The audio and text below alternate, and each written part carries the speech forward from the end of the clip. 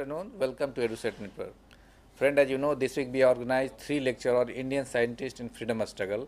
In the first lecture, we talked about the ML Sarkar, then we talked about PC Ray, Praful Chandra, and then today we are going to discuss Professor Dr. M.N. Saha. He was a towering personality in during freedom struggle, and his contribution in science and freedom struggle both are magnanimous. So I think we should know about him, and we try to understand his contribution and how he at one point of time he worked for the science and technology and also contributed for the freedom struggle.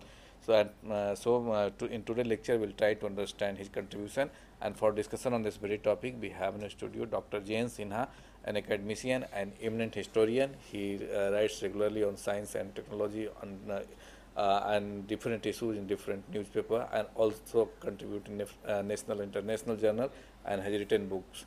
So I think his knowledge and experience will help us to understand Dr. M.N. Saha and will give a new insights.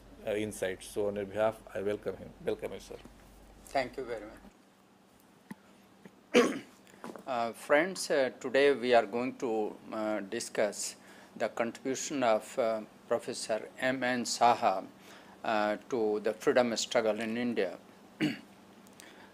Professor M.N. Saha, his full name was Meghnad Saha. He was born in present Bangladesh near Dhaka in a poor family, and he rose to become one of the best scientists of his time and one of the greatest of all time scientists.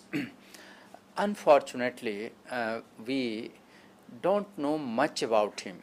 We know a little about his scientific contribution, but average public in this country doesn't know that he had very wide interest, and he considerably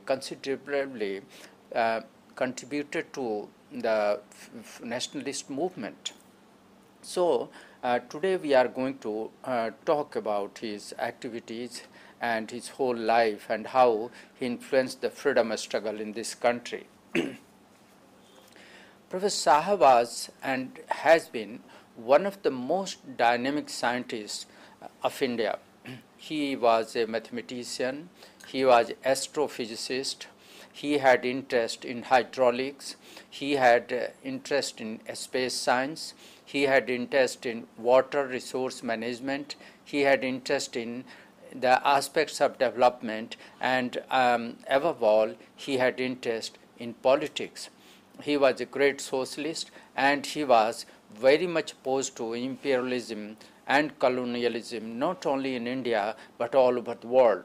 So Professor Saha, definitely he was the most towering of the Indian scientists, but we don't know much about him.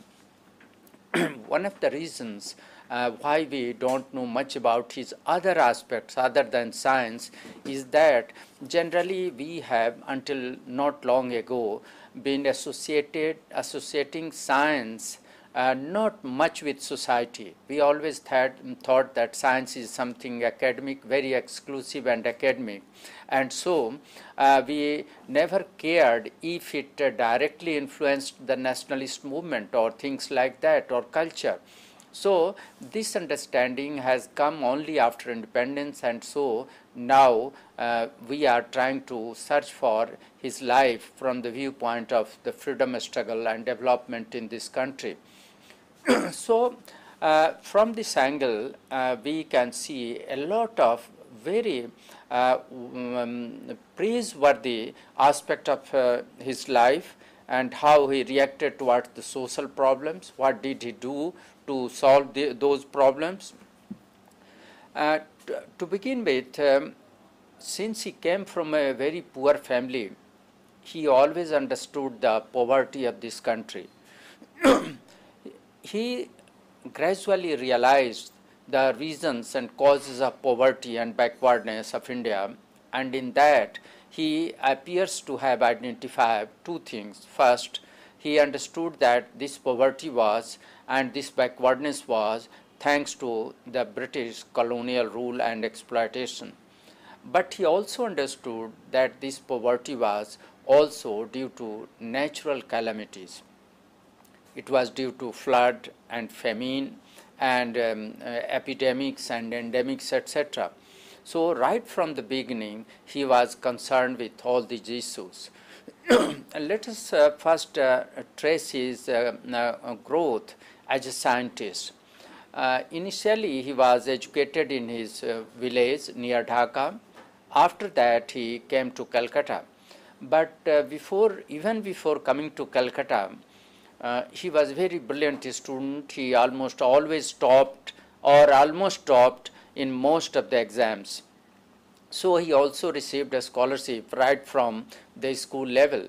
But it's very interesting and quite striking that even at that level in the school, he was concerned about the bondage of this country. He was concerned about the foreign rule. And so when the governor of Bengal visited his town, he boycotted that visit, and due to that he was expelled from the school. And being expelled from the school, it also meant that he had to lose his scholarship, which was very crucial for that poor boy.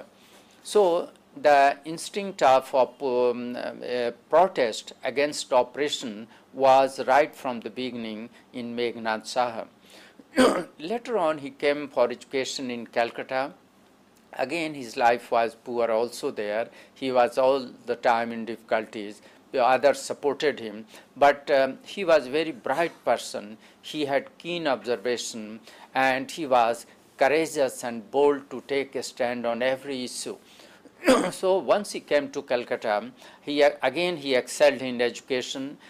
He got several scholarships, and then so much so that at the age of 34, he became the member of the Royal Society, London, in 1927. So this was the charisma of Meghnad Saha. In Calcutta, he was in the fraternity of one of the greatest scientists, Indian scientists of that time, P.C. Ray, J.C. Bose, S.N. Bose, and many others. Of them, P.C. Ray, for example, was his teachers, and even J.C. Bose was a teacher, but several others were his classmates or his senior or juniors. So he was in close contact with that. Being in Calcutta means also he was in the mainstream of the freedom struggle. And when he lived in Calcutta, it was almost the time of the Swadeshi movement, partition of Bengal and boycott. So he was, being a perceptive student, keenly watching all the developments there. And during this period, he also, for some time, he was associated with the revolutionary group, especially the Anusilan Samiti. Anusilan Samiti was a revolutionary group acting clandestine, silently, quietly against the British rule. So he was there. He was, in fact, much more involved, but later on he withdrew from that so that he could pursue his education, he could do well, and he would be able to earn some livelihood, not only for himself but also for the poor family he lived in. So he withdrew from that, but his political leaning was also there. After that, after his education, he was appointed in Calcutta University in one institution or the other. And this was the period when Asutosh Mukherjee was Vice Chancellor. So Asutosh Mukherjee could understand his abilities and potentials. So he brought in there in the university system, and even occasionally M.N. Saha had problem to adjust with other colleagues. A few colleagues there, he was retained in the university. This problem of adjustment was not due to any other reason. He was always, M.N. Saha was always a man of a strong conviction, and he was extremely vocal, and he won't spare anyone if he didn't like his or her ideas or action. So this brought for him a lot of trouble at that time and even in future. I would later on discuss how he clashed with Nehru also. Though he was at times, they were comrades together, working together, but later on they parted away and due to disagreement. And Aman Saha was not the stuff who will keep quiet even before something which he didn't like. So this was the reason that there were problems of his adjustment. But nevertheless, Meghnad Saha continued to he continued his education, and later on he got a job at Calcutta University. During this period, he pursued very deeply scientific research, and he excelled in several areas of science for far-reaching consequences. For example, his research dealt with the space and activities, electromagnetic activities in the space, and that research, that was some type of fundamental research which led to several other researches in later period, not only in India, rather all over the world. So this was his significance of his research. This period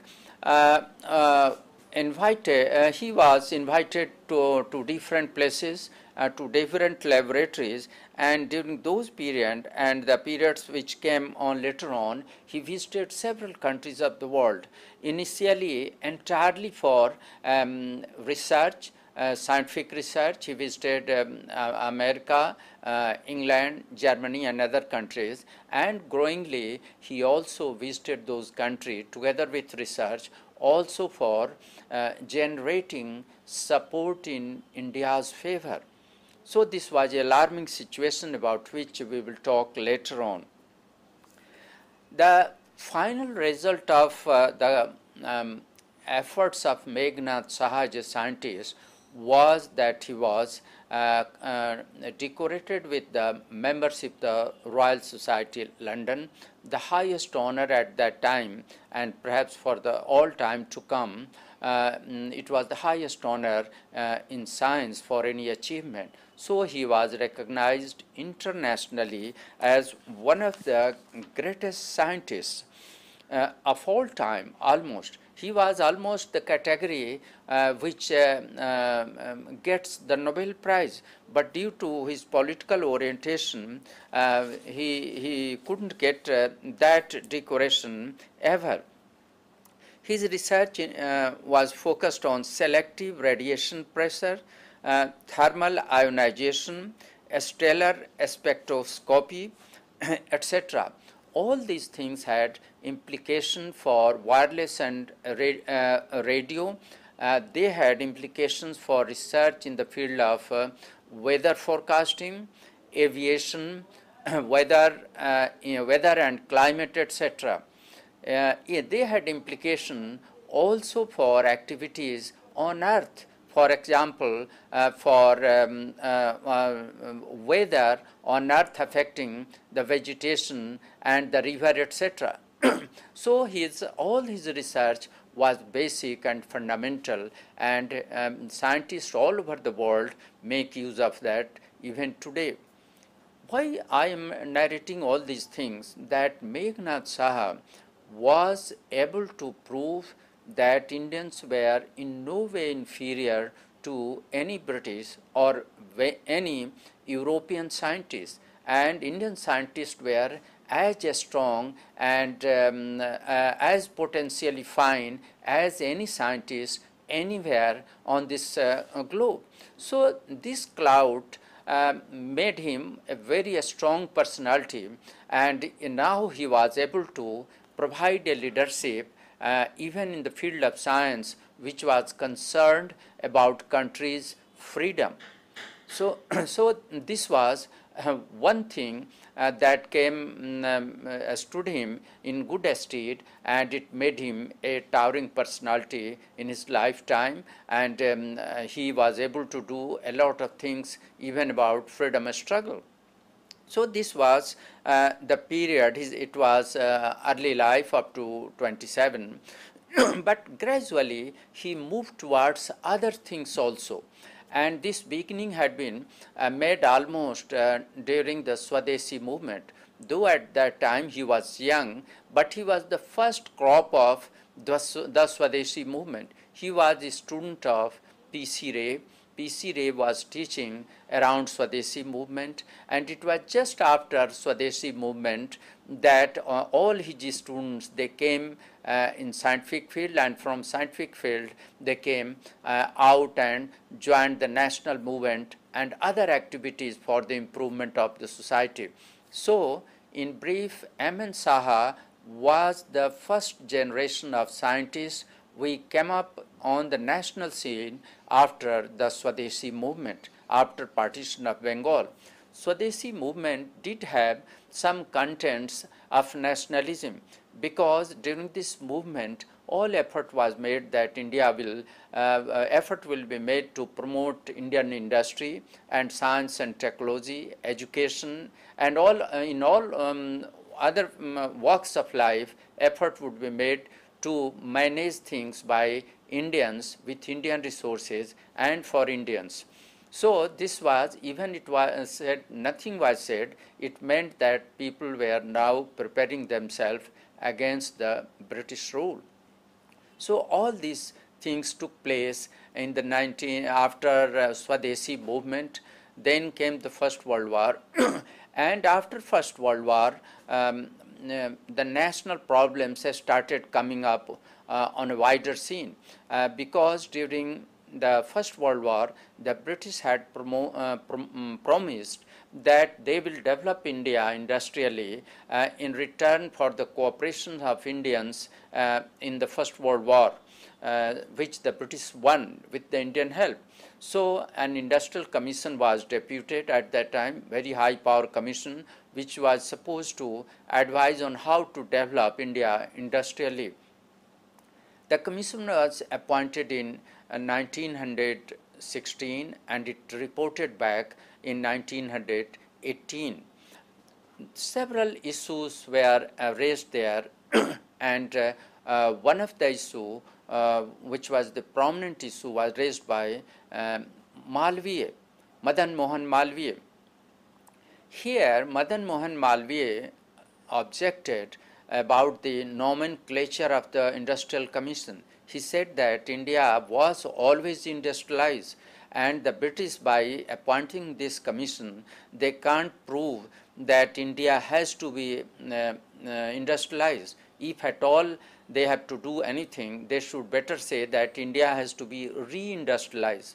Though this is just a war of words and terminologies, but it did have very deep meanings, because he was challenging, Madan Mohan Malviya was challenging the fact which was promoted by the British that India had been backward, and so it was the white man's burden to industrialize and develop India. So Madan Mohan challenged it, and he said another thing, that even in the field of science and technology, India did have a lot of contribution in the past, and that contribution started declining only with the coming of the British rule and its expansion. These two factors did have a lot of message for the whole generation of scientists or nationalist leader which came after the Second World War on the national scene. And M.N. Saha was among one of them. Definitely for M.N. Saha, the main message from Malviya's note running into 80 pages was that India needed reindustrialization. One thing. Second thing, which M.N. Saha himself added, that this reindustrialization was to take place on modern lines, not on the lines pursued in ancient India. Number three, this industrialization was to take place on large scale industrialization with the use of heavy machines. This was the first thing that India was industrialized in the past. That was a truth. But to industrialize it with the help of modern science and big machines, was a new addition which Meghnad Saha derived from the Russian example because he was a socialist. So he was very much impressed by Russian experiments in social reconstruction after 1917 revolution in Russia. And in fact also at that time it was not only Meghnad Saha, a lot of other young Indians, they were impressed and inspired by the Russian Revolution, especially by the use of modern machine and modern science and technology, and by use of techniques of planning. So these things inspired Indians, and one of those after M.N. Saha was Jawaharlal Nehru also. So was impressed Subhash Chandra Bose. So young people contemporary to each other, all these people, Jawaharlal Nehru, M.N. Saha, Subhash Chandra Bose, J.C. Ghosh, there were all people were there, and they were now convinced that India was to be industrialized with the help of modern science and technology and on the Russian socialist model.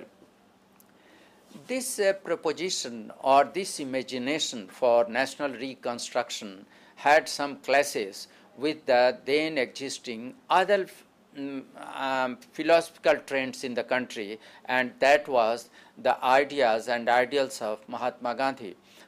Gandhi wanted to reconstruct India with the help of cottage industry and not modern machine.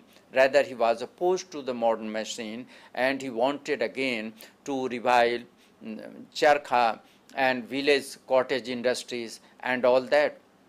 So now there was a huge clash between the thinking of Mahatma Gandhi and people like him, like J.C. Kumarappa on the one side, and Nehru, M.N. Saha, J.C. Ghosh, Subhash Chandra Bose, and many others on the other. In fact, the whole group of the communists and even socialists at the stage, they were impressed by the Russian experiment and so they wanted to introduce it. The problem was the Congress party, which could carry forward this mission, was exactly not capable at that time, because the Congress party was constituted by the members coming from rich families, by jamindars, in some cases kings also, capitalists, builders and all that.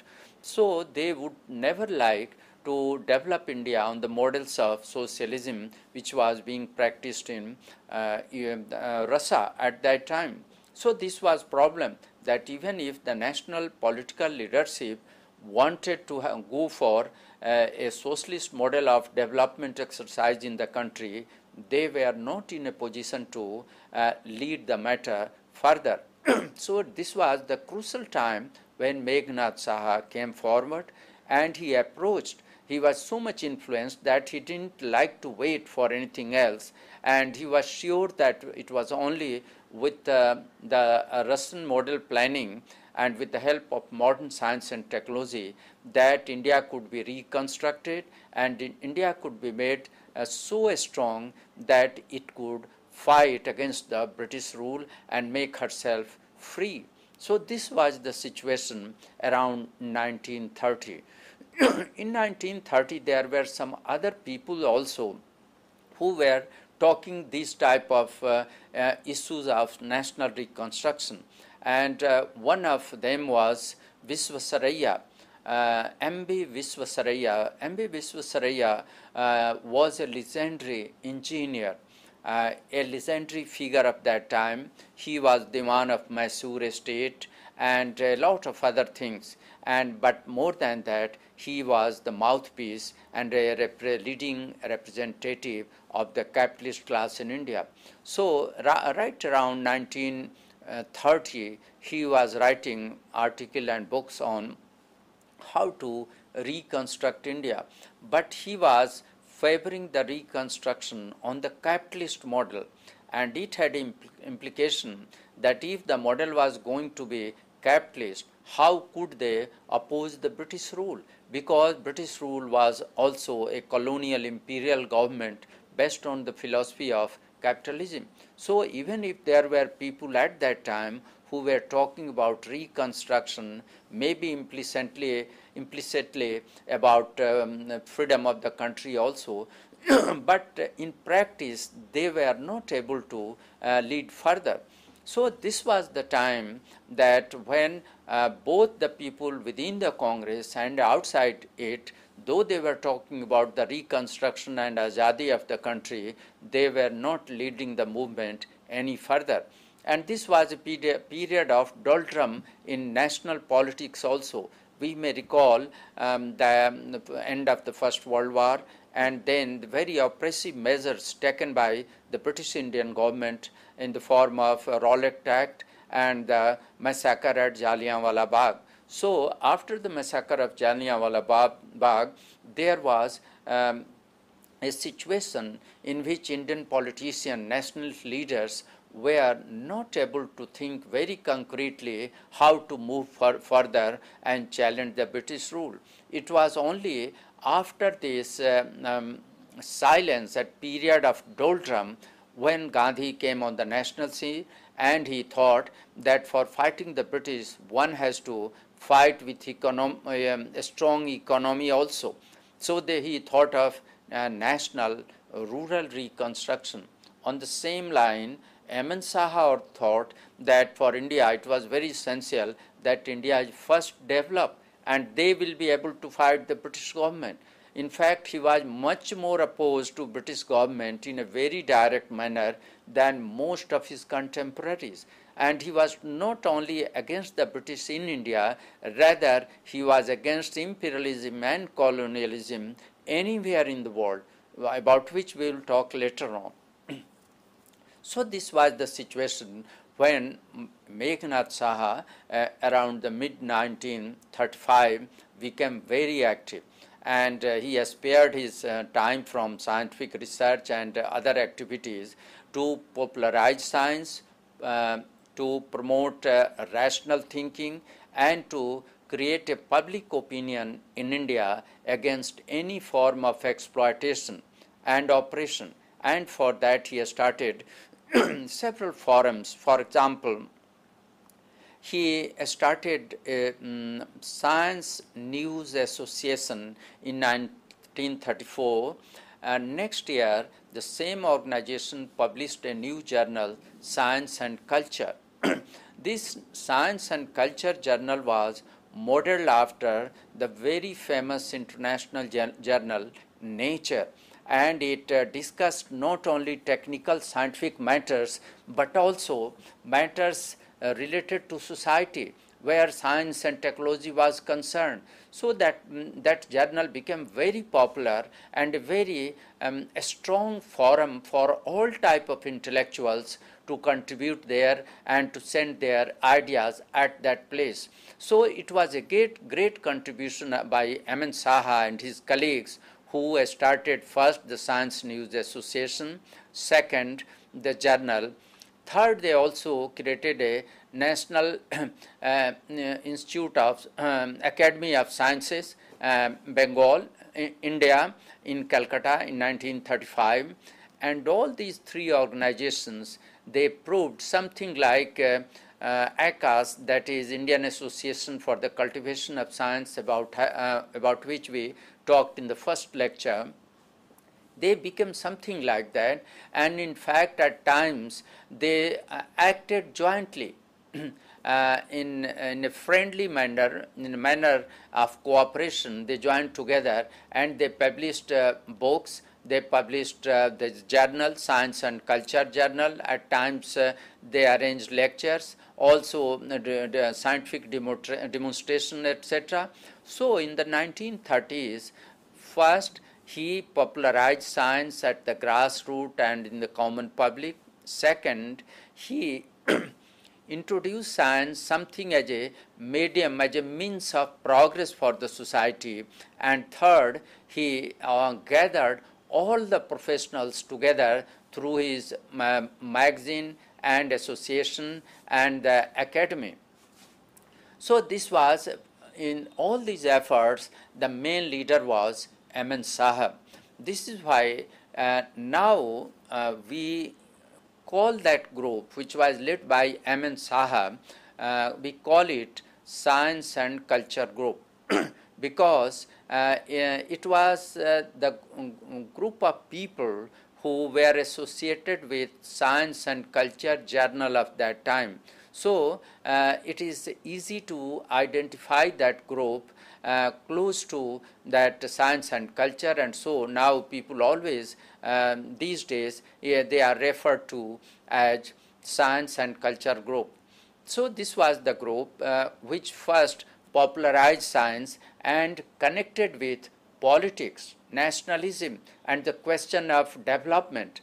This question of development was already in Saha's mind right from his beginning of career, but much more perceptibly visible in 1920 onwards, when he started writing articles about flood and management of rivers in the country.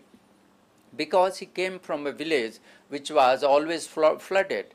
He came from a province which was always victim of flood and heavy rains, Bengal, and which continues to be even today. So his immediate concern was what he saw all around, problems of flood, then also problem of famine. If there is no flood, then there is famine. So these were issues. Initially, they were looked down upon something like natural calamity. But being a rational scientist, he was not ready to accept it that they were simply natural calamities. First, he found responsible for that the British government, and second, he thought that if science is properly used, science and technology, even if they are huge and most powerful phenomena on this planet, even these rivers can be controlled, and not only they can be controlled, rather they can be, their water can be utilized in several manners. So this was the style of M.N. Saha, almost on similar to the style of Mahatma Gandhi, that before we wage a war against the British, we should develop ourselves materially also. So this was the contribution of Meghnad Saha, that he created a public opinion in which it was thought that we should first become materially strong, and then only we can fight the British. And if we have to become strong, economically strong, we should make use of modern science and technology. He not only preached it as a scholar, rather he just led a movement to make use of the Indian rivers and water, and later on he led that movement to manage the whole natural resources of the country. When all these philosophical activities were going on, both within his mind and outside it, that he thought that now it was the time when he should join the nationalist leaders, and for that he came close to, though he was a socialist, he came close to the Congress party. Though at that time the distinction between the Congress people and the socialists was not much, because several of the Congress leaders themselves were motivated by socialism. For example, Nehru and Subhash Chandra Bose. So the distinction was not that. But anyway, M.N. Saha contacted the Congress people, and fortunately, the president at that time in 1938 was Subhash Chandra Bose, who happened to be one of his classmates. In fact, 1 or 2 class junior was Subhash Chandra Bose. So Saha approached him, and he explained to him how science can be used to develop India, and how India could be developed with a proper scientific planning with the help of modern science and technology on the Russian socialist model. He was able to convince Subhash Chandra Bose to constitute a committee which will create a plan for the country. even if the country was not free at this time in 1930s. But Subhash Chandra Bose agreed to the plan. He was rather happy, and he constituted a high power committee in 1938. That committee was called National Planning Committee. This National Planning Committee did have a chairman, Visvesaraya, the legendary engineer, and almost several scores of best brains of the country in all walks of life, especially in the field of science and technology and economy, from some anthropologists and sociologists also. So the best brains were brought together to think about creating a plan for the country which will be introduced, executed as soon as the freedom was gained. At this time in 1935, they were just overreaching, and they were planning because it appeared that the freedom was just on the threshold and it could come any time, and it came also. So they gathered together to prepare a plan for the country, and with the establishment of NPC, National Planning Committee, Saha was also included in that, and there were 27 subcommittee under the main National Committee, which acted as an umbrella committee over all the 27 committees. In the National Committee, Saha was an important member, and he also was member in several of the subcommittees, and he was member in equally other committees which were under the National Committee in that. So the most guiding brain behind this planning business were Jawaharlal Nehru, initially Subhash Chandra Bose, then Jawaharlal Nehru, and M.N. Saha himself. How did Nehru came in that? Because I have referred that Visvesaraya was the chairman of this committee. What happened? That once Visvesaraya was appointed, some people thought that he was a great engineer, no doubt, but maybe he may not be able to pursue the politicians to come together, and he may not prove a very good public administration when it were the matters of nationalism and question of freedom struggle going against the British and waging a war against them, because he was soft until then, and he was the spokesperson of the capitalists who were not openly against the British at that time. So this was a problem. So they advised Visvesaraya to kindly withdraw from the post, and he did it. He withdrew it very gracefully, and then Nehru was made the chairman because he did possess both the brain, both the vision, and also articulation of a nationalist leader. So he became leader. Nehru took keen interest, rather a missionary interest, in the activities of the National Planning Committee, and it was after Nehru, it was M.N. Saha who acted almost in the similar manner. In both cases, both M.N. Saha and Nehru, why they were aggressive about planning? Because they wanted to overwhelm the British government with this intellectual exercise, showing that they were not going to relent anymore, and they were aggressive, and they will gain freedom, and they will implement this type of planning. This was their gesture at that time. So this committee has started its work in 1938, and after the outbreak of the Second World War, the committee activities were just put into doldrums, some type of confusion, but that confusion was enhanced further when the Quit India movement broke out, and all the Congress members, nationalist leaders were sent behind bar. So that was a very critical time. Now the committee, National Committee, was not in a position to do anything. But it was at this crucial juncture that M.N. Saha came forward and he took charge not only of the NPC, rather he took charge of leading the whole agenda of the nationalist leaders of the country through his scientific forums. So first he tried to revive the NPC activities, and between 1945 and 49, the reports of the committee were published in, say, about 25 volumes. And it was thanks both to the interest and efforts of Jawaharlal Nehru, but also to the interest and efforts of M.N. Saha. And they produced a rough blueprint for the progress of the country. Though all the aims of the committee couldn't be achieved, there a lot of other confusions came due to various reasons. But what is of much more significance for us, that even under Gulami, under bondage, M.N. Saha and Jawaharlal Nehru at that time, they were able to show to the British that they are preparing for freedom. This gave to the nation a great fillip.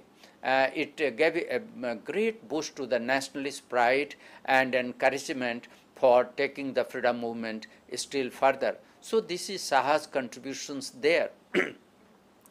After that, what Saha did, that he energized his scientific organizations, including the Science and News Association, then his journal Science and Culture, and then the Science Academy. And this Science Academy, later on in 1940s, it organized a symposium on reconstruction.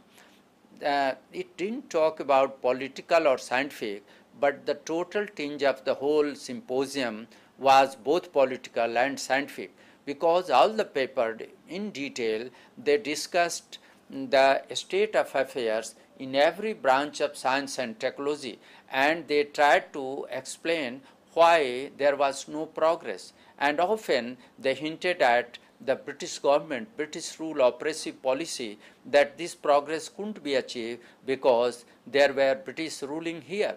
So this was a problem, and indirectly he was instigating the nationalists there at that time. So this was a contribution of Meghnad Saha.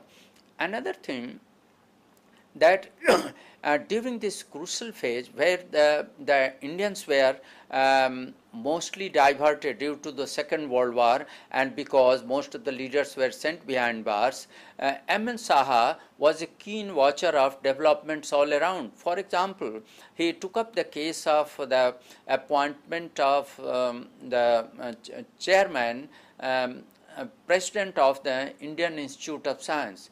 Indian Institute of Science it's existing, and it is one of the most eminent scientific organizations in the country.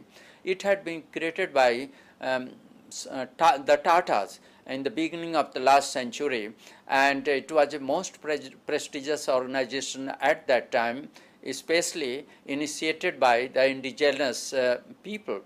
So at that time, C.V. Raman was its president, and now the British wanted to remove him. That was a problem. And they took him to such a situation that he was fed up with the whole problems there, and he was ready to resign also. But instead of, not only they wanted to make him resign, rather the British wanted to plant their own men there, a British official.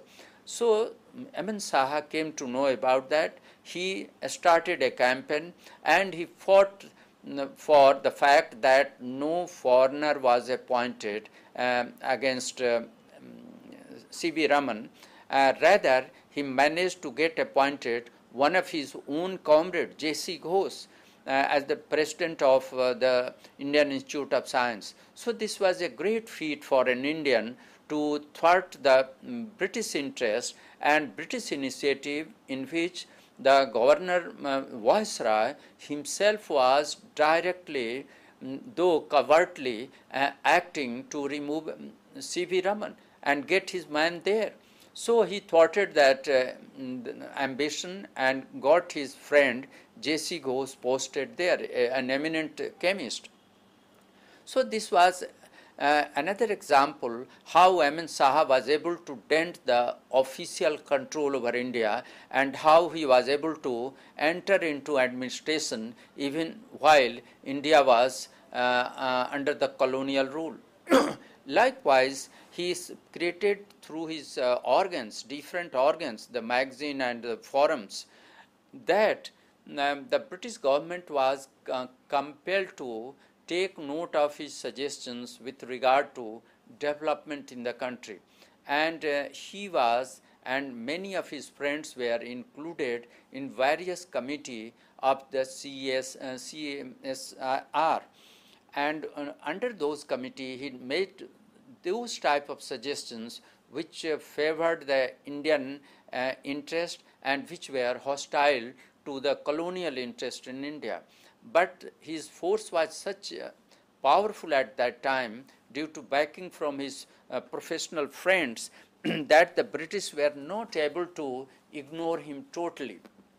So throughout this 1940s, when the war was going on, there was a tug of war was going on between the Indian scientists and the British Indian government.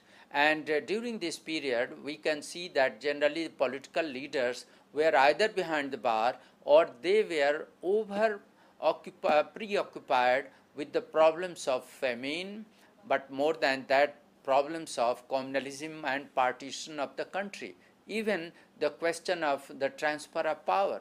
So during that crucial phase, it was M.N. Saha who led the Indian intellectual and espoused the cause of nationalism against the imperial interest. During this period, he did another work also. He used his clout, international clout, to contact with other scientists all over the world in many countries, not exactly all over the world, but in many countries, especially those countries which were either opposed to the British government or they were liberal. So he contacted the scientists also in Britain, the scientists who had some left leaning, for example, J.D. Bernal, P.M.S. Blackett. He contacted them also at that time. Then he forced the government to send an industrial mission abroad so that they could gain the experience from the other countries how to industrialize their own country in India. So with that delegation, he went to USA, Canada, Britain and several other countries, and there he was put under the vigilance of intelligence department because the British government was very much afraid of him and they thought that he is collaborating with either hostile countries or those countries who may not take note of their friendship, of the British friendship. So always intelligence was following them. We have a question from Uttar Pradesh. Good afternoon. Please ask your question. Good afternoon, sir. जी सवाल पूछिए. Sir India के first scientist कौन थे जिनको Nobel prize मिला था physics में? क्या पूछ रहे हैं? फिर से सवाल पूछिए. जोर से थोड़ा पूछिए, जोर से. सर इंडिया के फर्स्ट कौन से साइंटिस्ट थे जिनको नोबेल प्राइज मिला था फिजिक्स में? क्या पूछ? आपकी आवाज साफ नहीं आ रही. आवाज साफ नहीं आ रही आपकी. नो इंडिया के हेलो जी आप पूछिए.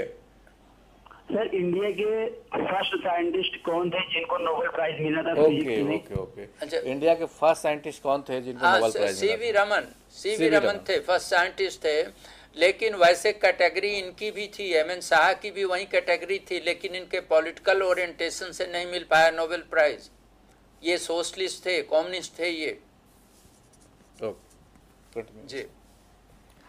So this was the situation, and now the time was coming of independence. So at that time he inculcated interest in India and he made use of the famine and he proved all over the world through writing and personal contact. He wanted to demonstrate it that how, due to the lack of proper official British policy in India, the famine had visited the country, and so people were in trouble.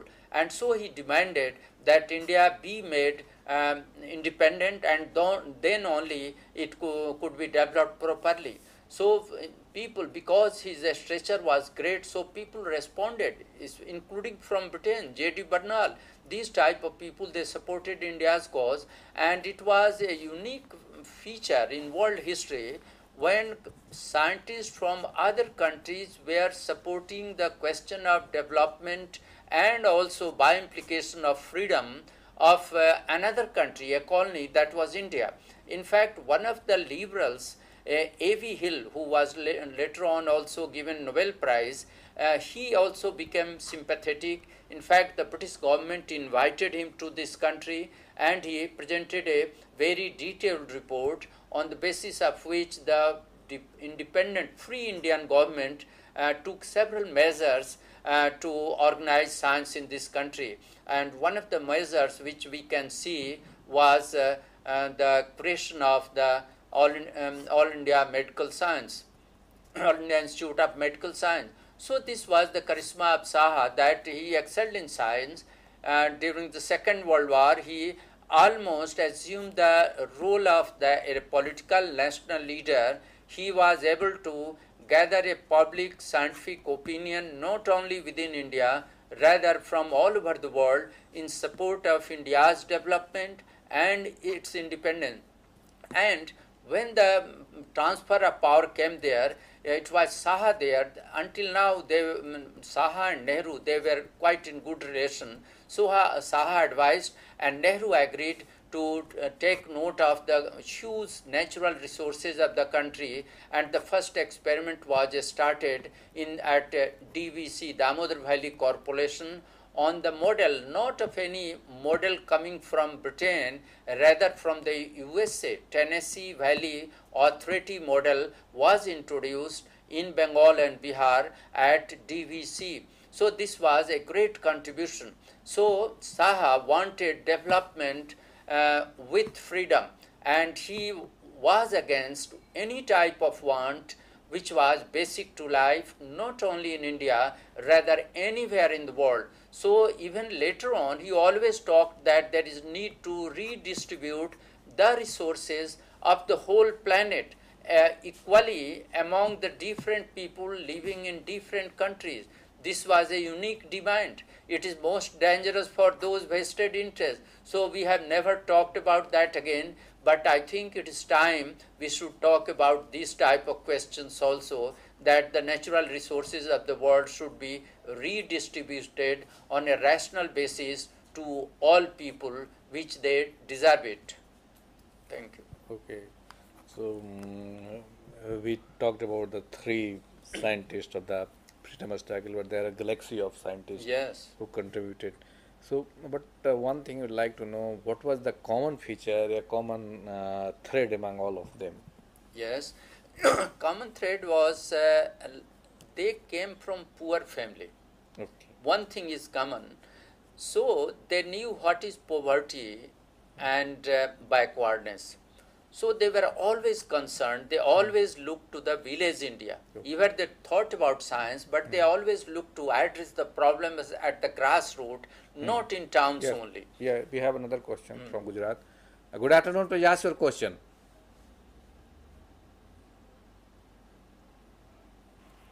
जी सवाल पूछिए. Freedom movement के समय पर किस प्रकार के science के magazine चलते थे? ऐसे कौन से साइंटिस्ट थे जो साइंस के लिए मैगजीन चलाते थे? ओके. गुजरात से साटंबा से परेश पंचाल, धन्यवाद. ओके. कौन से मैगजीन चलते थे और कौन से साइंटिस्ट थे? बहुत तो नहीं थे मैगजीन, और उस समय अलग साइंस पर मैगजीन केवल नहीं था, मिक्स टाइप का हुआ करता था. बहुत पहले एक डॉन था, फिर एक मॉडर्न करके मैगजीन था, वो सेंचुरी के शुरू में निकलता था, वो भी छापता था. बाद में ये मैंने जो जिक्र किया है साइंस एंड कल्चर, ये सीरियस साइंस पर article and relation of science with society जो मोस्ट एंड स्टैंडर्ड था ये था। फिर करंट साइंस भी एक मैगजीन शुरू हुआ जिसको सीवी रमन और दूसरे लोगों ने शुरू किया था। अदरवाइज हर जो प्रोफेशनल बॉडीज क्रिएट हुए मोस्टली आफ्टर द और फर्स्ट वर्ल्ड वार ऑनवर्ड्स, उनके प्रोफेशनल फॉरम्स के प्रोसीडिंग्स छपती थी और उस रूप में लोगों के पास तक चीज़ें पहुंचती थी। ओके, तो इन्हीं शब्दों के साथ आज के लेक्चर को यहीं विराम देते हैं। आप सबको धन्यवाद और आपकी ओर से डॉक्टर जयंत सिन्हा को बहुत बहुत धन्यवाद, जिन्होंने काफ़ी अच्छी तरह से इंडियन साइंटिस्ट के बारे में फ्रीडम स्ट्रगल के दौरान जो उन्होंने कंट्रीब्यूशन दिया उसके बारे में हम लोगों को बताया। Thank you very much. Thank you very much.